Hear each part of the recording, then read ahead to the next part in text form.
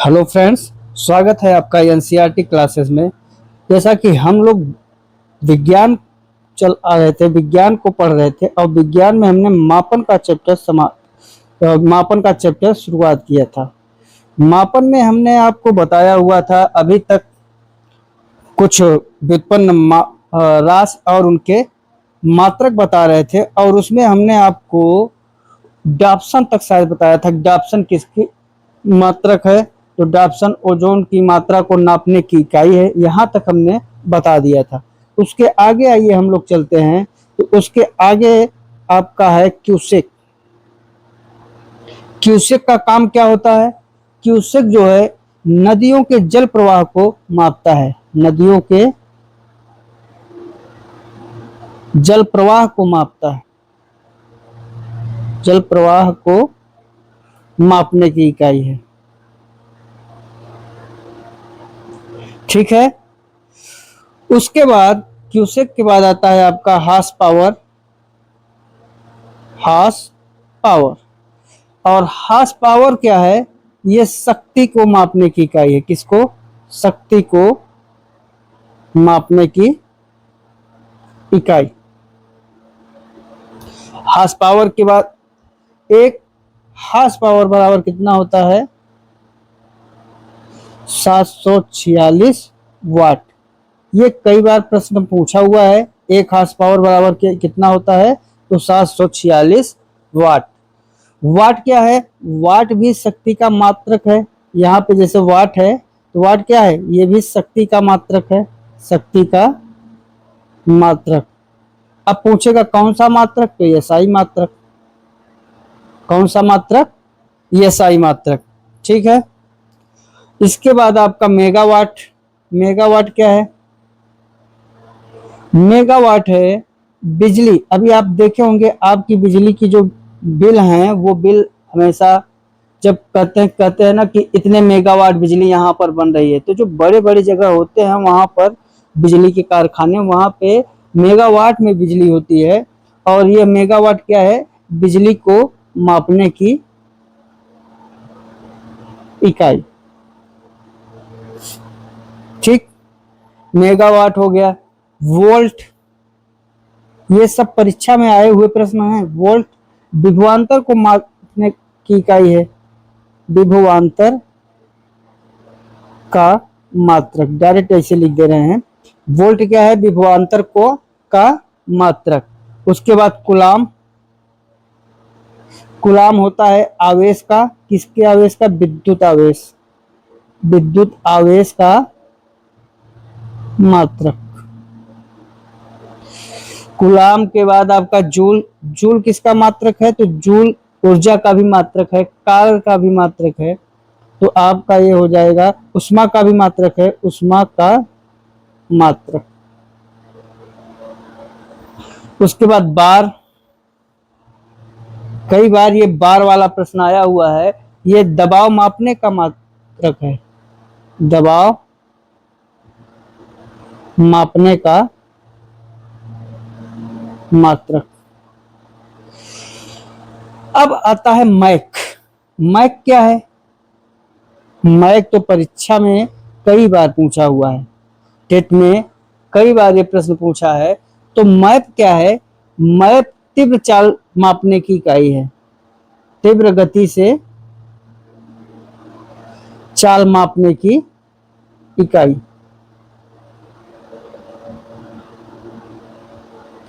इकाई। मैक के हमेशा क्या होता है? यह ध्वनि की चाल जो होती है, ध्वनि की चाल को एक मैक कहा जाता है। किस माध्यम में? अगर कोई ध्वनि किसी माध्यम में चल रही है, देखिए ध्वनि क्या होती है? हमेशा अपना माध्यम खोजती है। अगर इस माध्यम में ध्वनि चल रही है तो माध्यम में ध्वनि की चाल को क्या कहा जाता है? मैक। किसी माध्यम में ध्वनि की चाल को मैक कहा जाता है। यह भी प्रश्न आया हुआ है। कहा जाता है किसी माध्यम में ध्वनि की चाल को क्या कहा जाता है? मैक कहा जाता है। यह हमेशा सुपरसोनिक जो होते हैं, आपने सुना होगा वायुयान, वायुयान के बारे में सुना है, सुपरसोनिक, हाइपरसोनिक। तो सुपरसोनिक और हाइपरसोनिक क्या होते हैं? ये जो सुपरसोनिक और हाइपरसोनिक होते हैं, उनकी गति या लड़ाकू विमान की गति मापने के लिए किसका प्रयोग किया जाता है? मैक का प्रयोग किया जाता है। तो आप इसे लिख सकते हैं, सुपरसोनिक एवं हाइपरसोनिक, हाइपरसोनिक तथा कुछ लड़ाकू विमान भी आपके सुपरसोनिक हाइपरसोनिक में आ गए हैं। लड़ाकू विमान की गति मापने के लिए किसका प्रयोग किया जाता है? मापने के लिए मैक का प्रयोग किया जाता है, के लिए मैक का प्रयोग किया जाता है। ठीक है। मैक क्या है? तीव्र गति से चाल मापने की इकाई है। अगर किसी माध्यम में ध्वनि की जो चाल होती है उसे ही क्या कहा जाता है? मैक कहा जाता है। जो सुपरसोनिक और हाइपरसोनिक लड़ाकू विमान होते हैं, इनकी गति को मापने के लिए मैक का प्रयोग किया जाता है। अब आप सोचेंगे, थोड़ा सा जान लीजिए हाइपरसोनिक और सुपरसोनिक के बारे में। सुपरसोनिक, सुपरसोनिक क्या है और हाइपरसोनिक क्या है? हाइपरसोनिक, ये जो सुपरसोनिक होता है, अगर चाल जो है 1 से लेकर 4 मैक तक है, 1 से लेकर कितने मैक तक? 4 मैक तक है, तो सुपरसोनिक होगा। और 4 से अधिक, 5 मैक से अधिक है, उसे क्या कहा जाएगा? हाइपरसोनिक कहा जाएगा। इतना आप लोगों ने समझ लिया। आइए, वेरी इंपॉर्टेंट है आपका सोनार, SONAR। यहां से कई बार प्रश्न पूछा है, कई बार। और सोनार का फुल फॉर्म भी पूछा हुआ है। तो सोनार का हर एक का फुल फॉर्म होता है, यस का होता है साउंड, ओ का होता है SO का होता है साउंड, N का होता है नेविगेशन, NAVIGATION,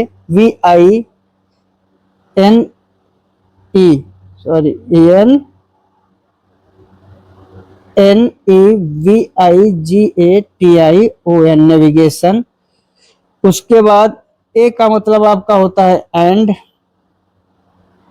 आर का मतलब होता है रेंगिंग। यहां से कई बार प्रश्न पूछा है। एक बार तो यही पूछा हुआ है कि सोनार का फुल फॉर्म क्या है। तो सोनार का फुल फॉर्म क्या है? Sound, navigation and ranging. ठीक, यहां तक आपने जान लिया। सोनार है क्या?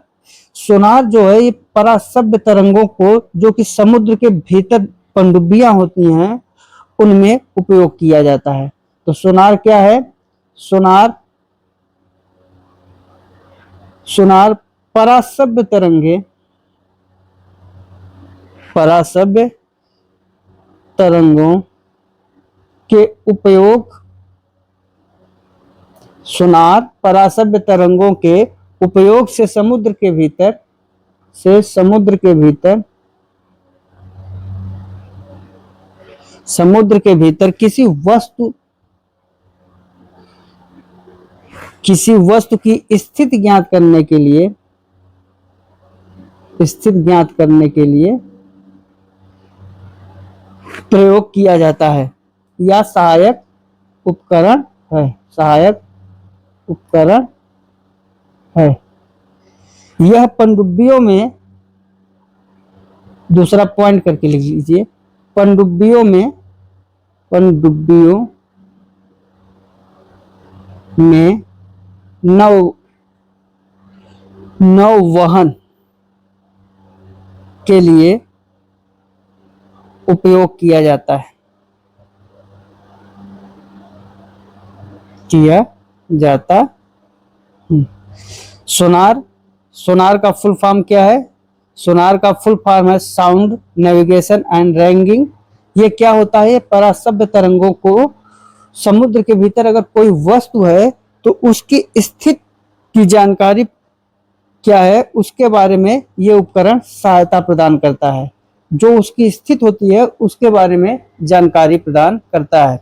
दूसरा पॉइंट आपका सोनार के बारे में है कि पनडुब्बियों में नौवहन के लिए उपयोग किया जाता है। ये कई बार परीक्षा में पूछा हुआ है, सुपर टेट में पूछा हुआ है, जूनियर टेट में पूछा हुआ है और कई बार डायरेक्ट आ गया है आपका। तो सोनार को आप लोग हल्के में मत लीजिएगा। एक होता है नाट। नाट का प्रयोग कब करते हैं? नाट को अंग्रेजी में कहते हैं KNOT। नाट क्या है? ये समुद्री जहाज की गति मापने के लिए इकाई है। समुद्री जहाज की गति मापने की इकाई होती है। ठीक है, समुद्री जहाज की गति मापने की इकाई है। रडार भी बहुत बार पूछता है और खासकर इसका फुल फॉर्म पूछता है RADAR। तो रडार का पहले फुल फॉर्म जान लें। रडार का RA से हो गया आपका रेडियो। क्या हुआ? रेडियो। D से हो गया आपका डिटेक्शन, CTION। A से आपका एंड और R का मतलब रैंगिंग। तो RA का मतलब क्या होता है? रेडियो। और D का मतलब डिटेक्शन, A का मतलब एंड, R का मतलब रैंगिंग। कई बार पूछा है। रडार कहाँ उपयोग होता है? जैसे सोनार परासभ्य तरंगों के लिए उपयोग किया जाता है। समुद्रों में अगर किसी वस्तु को जानना है तो उसके उपकरण के लिए क्या सहायता देता है? वो सोनार। लेकिन अगर सूक्ष्म तरंगों को जानना हो, किसी स्थिति का पता लगाना हो तो उसके लिए क्या होता है? रडार। ठीक है, तो रडार क्या है? Radar RADAR। रडार आपका होता है सूक्ष्म तरंगों के, वहां पर परासभ्य तरंगे था और यहाँ सूक्ष्म तरंगों। ठीक, सूक्ष्म तरंगों के उपयोग से किसी वस्तु के बारे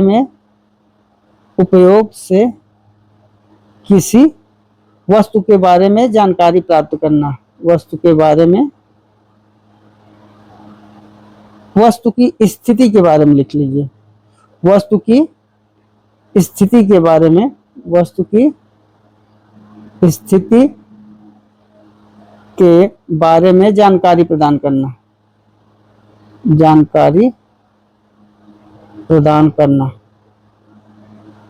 ठीक है, ये हमेशा वायुयान के, दूसरा पॉइंट लिखिए, यह वायुयान के परिचालन हेतु हवाई अड्डों पर प्रयोग किया जाता है।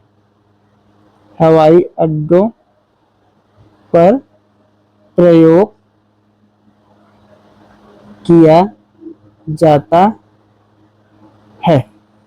ठीक, एक होता है रिक्टर स्केल, उसके बारे में भी जानिए।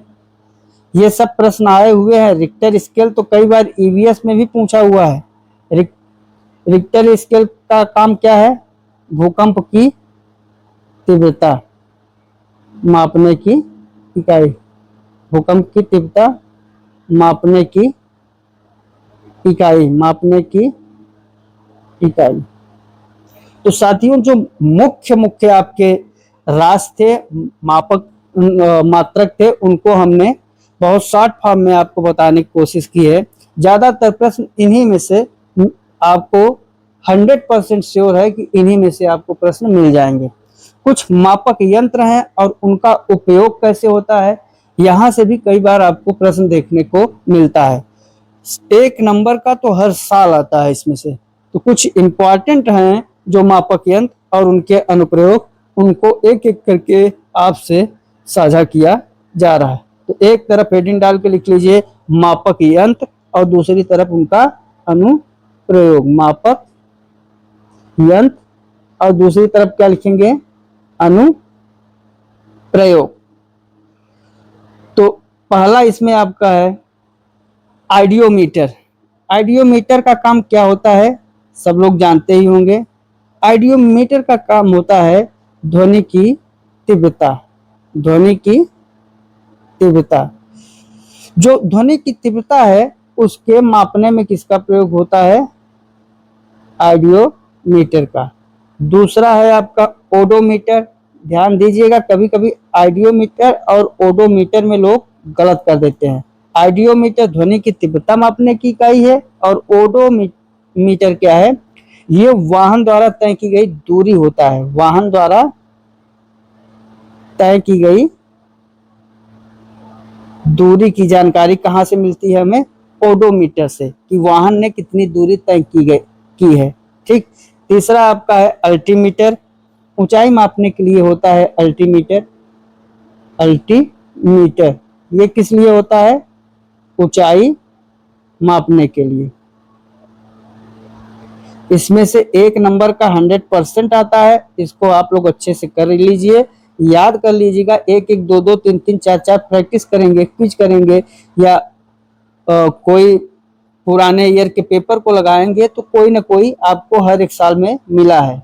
आइडियोमीटर ध्वनि की तीव्रता मापने में, ओडोमीटर वाहन द्वारा तय की गई दूरी मापने में प्रयोग किया जाता है, अल्टीमीटर का प्रयोग ऊंचाई मापने के लिए किया जाता है, ऑक्सेनोमीटर अगला है आपका ऑक्सेनोमीटर,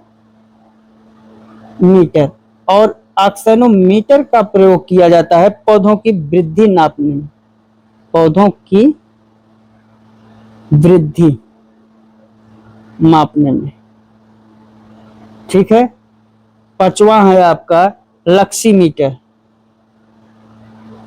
लक्सीमीटर, और ये क्या करता है, प्रकाश की तीव्रता, प्रकाश की तीव्रता को मापता है।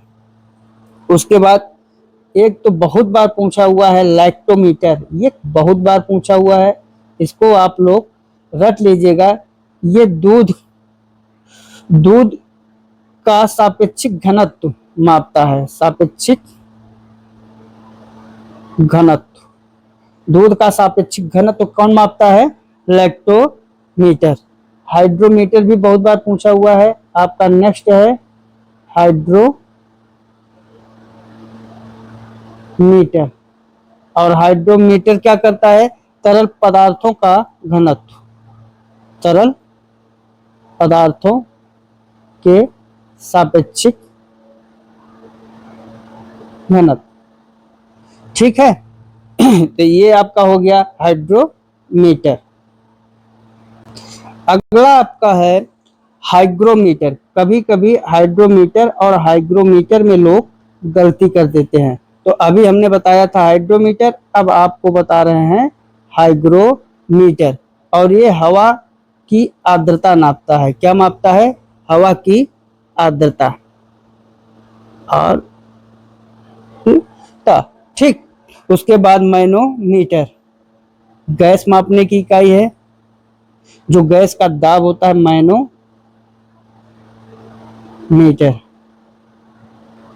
गैस का दाब मापने की इकाई है। फिर आपका दसवां है आपका अमीटर। ये तो हम बताएंगे। अमीटर क्या है, अमीटर विद्युत धारा को मापता है। किसको मापता है, विद्युत धारा, विद्युत धारा के मापने की इकाई। ठीक। उसके बाद आपका है गैल्वेनोमीटर। गैल्वेनोमीटर, और ये गैल्वेनोमीटर क्या करता है, ये विद्युत धारा की उपस्थिति जांचता है। विद्युत धारा की उपस्थिति की जांच करने में अगला आपका क्या है? अगला है थर्मामीटर। और थर्मामीटर का काम क्या है? यह ताप मापने की इकाई है, ताप मापने की इकाई। नेक्स्ट आपका है टेकोमीटर, या इससे पहले टेकोमीटर ही लिखिए, टेकोमीटर। और टेकोमीटर का जो काम होता है वो विद्युत मोटर की जो घूर्णन गति होती है उसको मापता है। विद्युत मोटर की घूर्णन गति को मापने की इकाई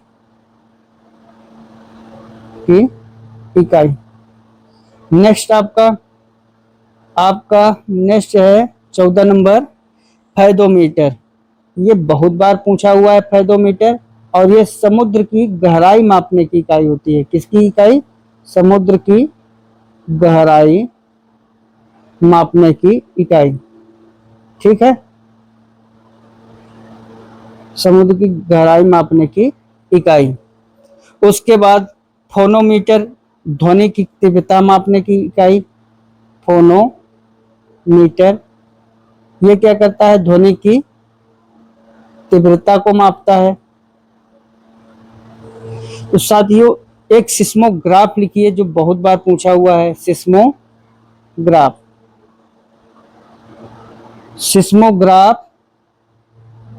भूकंप की तीव्रता मापने की इकाई है, मापने की इकाई। ठीक है, तो जो आपको इंपॉर्टेंट थे मापक यंत्र उनके बारे में हमने बता दिया। अब आपको इसके आगे मापन और मात्रक में सवाल बनने का कोई उद्देश्य ही नहीं है। पूछने को तो वो कहीं से भी पूछ सकता है, लेकिन अभी तक जो परीक्षा में आया हुआ है या परीक्षा में आने की संभावना लगती है उसको देखते हुए हमने आपको पूरा बताया है। 100% श्योर हैं, अगर आपने अच्छे से मेहनत और प्रैक्टिस किया तो ईश्वर आपको इसी नोट्स में बताए गए किसी न किसी पॉइंट को ही सवाल के रूप में परीक्षा में पूछेगा। इसलिए आप लोग बहुत अच्छे से अपने नोट्स को अपने हाथ से तैयार करें और उसको दोहराते रहें। ठीक है साथियों, दोहराएंगे तो आपका अभ्यास होगा और सवाल को करने में परीक्षा टाइम कंफ्यूजन नहीं पैदा होता है। तो इन्हीं सब बातों के साथ साथियों मिलते हैं नेक्स्ट वीडियो में। तब तक के लिए जय हिंद, जय भारत।